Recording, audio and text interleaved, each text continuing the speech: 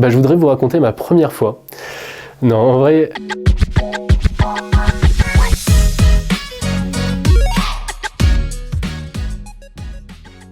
Je m'appelle Gabriel, je suis interne en chirurgie plastique à Paris.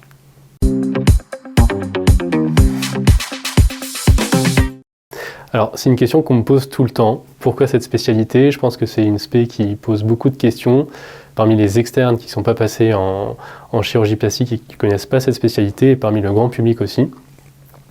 En fait, c'est une spécialité qui est hyper vaste. Il y a beaucoup d'opportunités en chirurgie plastique, que ce soit en termes de chirurgie, on s'occupe notamment des brûlés, il y a de l'esthétique, il y a de la reconstruction, on s'occupe des patients transgenres, donc beaucoup de modalités et de techniques chirurgicales. Pareil pour les patients, on a des patients qui sont malades. Quand on parle de reconstruction par exemple, c'est souvent des patients à la suite d'un cancer, ou on peut aussi faire des reconstructions chez des patients qui ont subi des accidents de la voie publique, des AVP. Prendre en charge des patients qui ne sont pas malades, c'est quand même assez rare en médecine. En fait, c'est une étape supplémentaire, parce qu'il y a des exigences qui sont supplémentaires.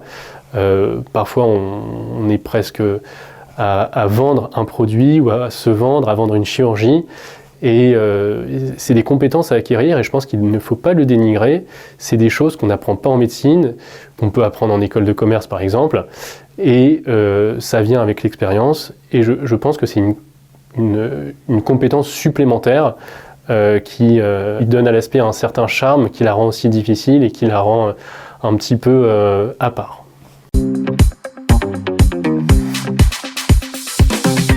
Ça ressemble à un quotidien d'interne en chirurgie. Généralement, on commence vers 7h30, 8h.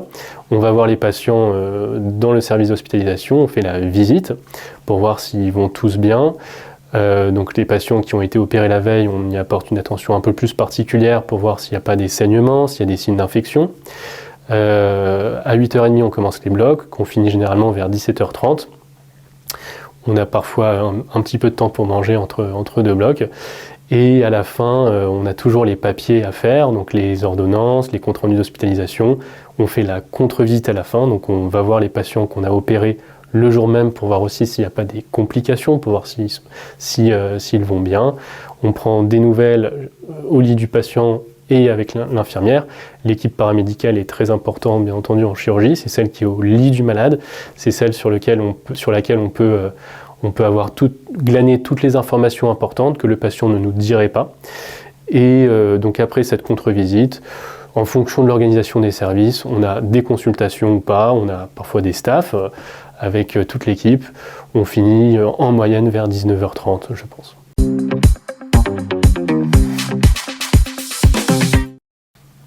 Alors, sans hésiter, c'est une spé qui est incroyable. Comme je l'ai dit tout à l'heure, il y a une variété de choses qu'on peut y faire, c'est infini. Et non seulement il y a une qualité de vie qui est importante, ça c'est indéniable et tout le monde le sait. C'est une spécialité où il y a des opportunités de recherche, on prend en charge les patients qui sont très satisfaits. C'est quand même une chirurgie de surface, donc ça veut dire que le résultat il est instantané, même s'il y a la cicatrisation qui va durer plusieurs semaines, voire plusieurs mois, même parfois plusieurs années. Le résultat est pratiquement immédiat. Après, je pense qu'on pense toujours que l'herbe est plus verte ailleurs, notamment au début de l'internat. J'ai eu des doutes et je peux vous affirmer aujourd'hui que je ne regrette pas du tout et je ne changerai pour rien au monde.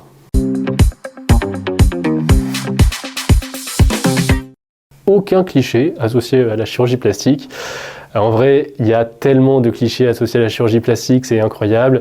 Je ne sais pas pourquoi. Le chirurgien plasticien, déjà, c'est un homme, il est forcément beau gosse, il est forcément riche, il se déplace en belle voiture, il a une belle femme à qui il a refait les seins. C'est généralement ça le cliché du chirurgien plasticien. Parfois, il se balade aussi avec une mallette de seringues remplie de botox. Non, en vrai, c'est pas du tout ça. Il faudrait que vous veniez dans notre service de chirurgie plastique à l'hôpital Saint-Louis, par exemple, et vous verrez qu'on est des internes normaux, en fait, comme les autres, tout simplement. C'est une question à laquelle je n'ai pas encore la réponse. Je me laisse le temps pour réfléchir. En vrai, je suis un jeune interne, je suis qu'en 5e semestre. Notre internat, il dure 12 semestres. Donc j'ai encore un petit peu le temps, mais je sais que je ne devrais pas trop tarder parce qu'il va falloir que je montre mon appétence au secteur hospitalier, à ma hiérarchie, si je veux faire une carrière à l'hôpital et notamment hospitalo-universitaire. Donc je me laisse un petit peu de temps, je sais que je vais y répondre bientôt, mais aujourd'hui je n'ai pas la réponse.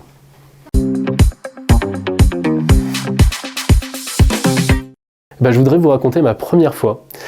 Non, en vrai, je pense que en chirurgie, ce qui est très important, c'est nos premières fois.